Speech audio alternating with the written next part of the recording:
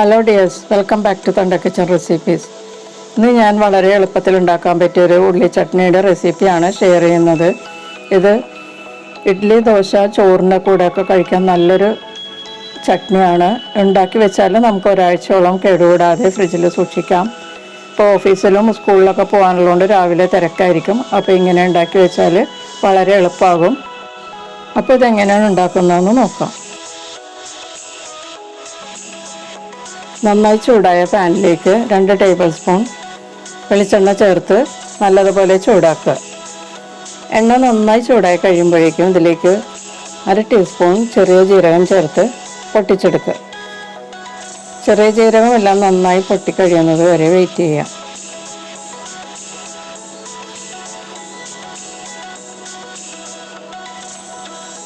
ചെറിയ ജീരകം പൊട്ടിക്കഴിയുമ്പോഴേക്കും ഇതിലേക്ക് 1 ടീസ്പൂൺ കടുക് ചേർക്കാം.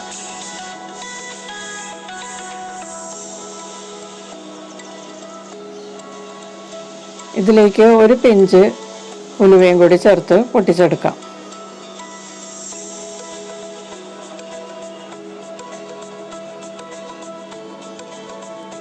എല്ലാം കൂടി നല്ലതുപോലെ ഈ എണ്ണയിലിട്ട് മൂപ്പിച്ചെടുക്കാം.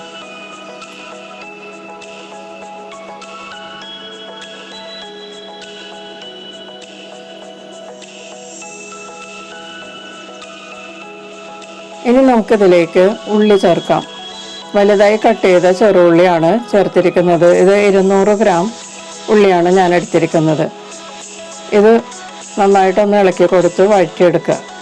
ഒന്ന് വാടി കഴിയുമ്പോഴേക്കും ഇതിലേക്ക് വറ്റൽമുളക് ചേർത്ത് കൊടുക്കാം. എരിവിനുള്ള വറ്റൽമുളകാണ് ചേർക്കുന്നത്. ഞാൻ 3 നാടൻ വറ്റൽമുളകും 2 കാശ്മീരി വറ്റൽമുളകുമാണ് ചേർക്കുന്നത്.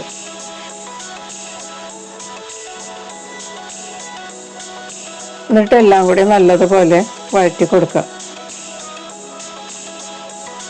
1 മിനിറ്റ് വഴറ്റിയതിന് ശേഷം ഇതിലേക്ക് 2-3 വേപ്പിലയും കൂടി ചേർത്ത് കൊടുക്കാം. ഇനി ഇതെല്ലാം കൂടി നന്നായിട്ട് മീഡിയം ഹീറ്റിൽ വഴറ്റി കൊടുത്ത് ഉള്ളിയൊക്കെ നല്ല ഗോൾഡൻ നിറമായി തുടങ്ങുന്നത് വരെ വഴറ്റി കൊടുക്കാം. ഉള്ളിയുടെ നിറമൊക്കെ മാറി തുടങ്ങുമ്പോഴേക്കും ഇതിലേക്ക് കുറച്ച് പൊട്ടുകടല ചേർത്ത് കൊടുക്കാം. ഞാൻ 3 ടേബിൾ സ്പൂൺ പൊട്ടുകടലയാണ് എടുത്തിരിക്കുന്നത്. അത് ഇതിലേക്ക് ചേർത്തിട്ട് നന്നായിട്ട് ഇളക്കി കൊടുത്ത് ഒരു 2 മിനിറ്റ് മീഡിയം ഹീറ്റിൽ കുക്ക് ചെയ്യാം. അപ്പോൾ ഈ പൊട്ടുകടലയൊക്കെ നന്നായിട്ട് ചൂടാവും. എല്ലാം കൂടി നന്നായിട്ട് ചൂടാക്കിയതിന് ശേഷം ഇതിലേക്ക് 1/2 കപ്പ് ചിരകിയ തേങ്ങ ചേർത്ത് കൊടുക്കാം. തേങ്ങയിൽ അധികമുള്ള വെള്ളമൊക്കെ ഒന്ന് വറ്റാൻ വേണ്ടിയിട്ട് 1 മിനിറ്റ് നമുക്ക് മീഡിയം ഹീറ്റിൽ തന്നെ ഇളക്കി കൊടുത്ത് കുക്ക് ചെയ്യാം.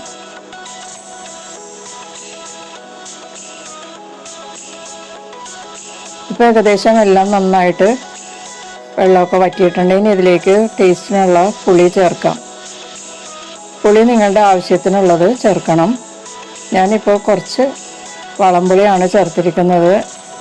നിങ്ങളുടെ ടേസ്റ്റ് അനുസരിച്ച് പുളി ചേർക്കാം. കൂടുതൽ പുളി വേണ്ടവർക്ക് കൂടുതൽ ചേർക്കാം. കുറച്ച് വേണ്ടവർക്കാണെങ്കിൽ കുറച്ച് പുളി ചേർത്താൽ മതിയാകും. പുളി ഈ ചേരുവകളിൽ കിടന്ന് നല്ലതുപോലെ ഒന്ന് ചൂടാവണം. അതുവരെ നല്ലതുപോലെ ഒന്ന് ഇളക്കി കൊടുക്കുക. വാളംപുളി നല്ലതുപോലെ ഇതിൽ കിടന്ന് ചൂടായതിന് ശേഷം ഇതിലേക്ക് 1/4 ടീസ്പൂൺ കായപ്പൊടി ചേർക്കാം. പിന്നെ ഇതിലേക്ക് ടേസ്റ്റിനുള്ള ഉപ്പും കൂടി ചേർക്കാം. കുറച്ച് ഉപ്പ് ആദ്യം ചേർക്കാം നമുക്ക്.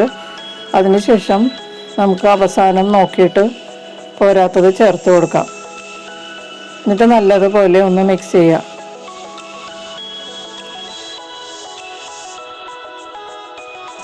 ഒരു മിനിറ്റ് ഒന്ന് വഴറ്റി കൊടുത്തതിന് ശേഷം ഇത് സ്റ്റൗ ഓഫ് ചെയ്ത് ഇത് തണുക്കുന്നത് വരെ വെയിറ്റ് ചെയ്യാം.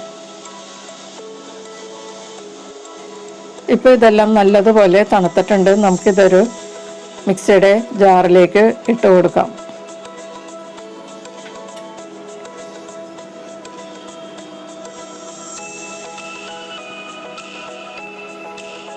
മിക്സിയുടെ ജാറിലേക്ക് ഇട്ടതിന് ശേഷം ഇതിലേക്ക് കുറച്ച് വെള്ളം ചേർത്ത് നല്ല പേസ്റ്റാക്കി എടുക്കാം. ആദ്യം കുറച്ച് വെള്ളം ചേർത്ത് അരച്ചതിന് ശേഷം വീണ്ടും എത്ര ലൂസ് വേണോ അത്രയും വെള്ളം ചേർത്ത് ലൂസാക്കി എടുക്കാം. ഞാനിത് കുറച്ച് കൊഴുത്ത രൂപത്തിലാണ് എടുത്തിരിക്കുന്നത്, അതായത് ദോശമാവിൻ്റെ അളവിൽ. ഇതിലും കുറച്ചുകൂടി ലൂസായിട്ട് വേണമെങ്കിൽ നിങ്ങൾക്ക് ആവശ്യത്തിനുള്ള വെള്ളം ചേർത്ത് നീട്ടിയെടുക്കാം. നമുക്ക് ഈ ഉള്ളി ചട്നി ഒരു ബൗളിലേക്ക് മാറ്റാം. ഈ സമയത്ത് പോരാത്ത ഉപ്പും കൂടി നമുക്ക് ചേർത്ത് കൊടുക്കാം. ഇപ്പോൾ കുറച്ച് ഉപ്പിൻ്റെ പോരായ്മയുണ്ട്, അതുകൊണ്ട് ഞാൻ കുറച്ച് ഉപ്പും കൂടി ചേർക്കുകയാണ്. എന്നിട്ട് നല്ലതുപോലെ മിക്സ് ചെയ്ത് കൊടുക്കാം. ഇത് നമുക്ക് ഫ്രിഡ്ജിൽ ഒരാഴ്ചയൊക്കെ കേടുകൂടാതെ ഇരിക്കും കേട്ടോ. നമുക്കപ്പോൾ രാവിലെ ദോശമാവും ഉണ്ടെങ്കിൽ ഇത് രണ്ടും കൂടി നമുക്ക് പെട്ടെന്ന് ഉണ്ടാക്കി ബ്രേക്ക്ഫാസ്റ്റ് കഴിച്ചിട്ട് പോകാം. ഇപ്പോൾ സ്കൂളൊക്കെ തുടങ്ങിയിരിക്കണോണ്ട് രാവിലെ അമ്മമാർ തിരക്കിലായിരിക്കും, ഓഫീസിൽ പോകാനും ഉണ്ടാവും. ഇങ്ങനെ ചെയ്താൽ നമുക്ക് പെട്ടെന്ന് രാവിലെ ബ്രേക്ക്ഫാസ്റ്റ് റെഡിയാക്കാം. ഉള്ളിയും വേപ്പിലയും വറ്റൽമുളകും മൂപ്പിച്ച് ഇതിലേക്ക് ചേർക്കാം. അപ്പോൾ നമ്മുടെ വളരെ സ്വാദിഷ്ടമായിട്ടുള്ള ഉള്ളി ചട്നി റെഡി ആയിട്ടുണ്ട്. ഇത് ഇഡ്ഡലി, ദോശ അതുപോലെ ചോറിൻ്റെ കൂടെയും കഴിക്കാൻ വളരെ നല്ലൊരു ചട്നിയാണ്. ഉണ്ടാക്കാനും എളുപ്പമാണ്. ഉണ്ടാക്കി വെച്ചാൽ നമുക്ക് 2-3 ദിവസം ഇത് കഴിക്കാം ഫ്രിഡ്ജിലൊക്കെ വെച്ചിട്ട്. അപ്പോൾ എല്ലാവരും ഒന്ന് ട്രൈ ചെയ്ത് നോക്കുക. നിങ്ങളുടെ അഭിപ്രായങ്ങളും ഒക്കെ അറിയിക്കുക. പിന്നെ ചാനൽ ഒന്ന് സപ്പോർട്ട് ചെയ്യുക. നമുക്ക് വീണ്ടും മറ്റൊരു റെസിപ്പിയുമായിട്ട് കാണാം. Thank you.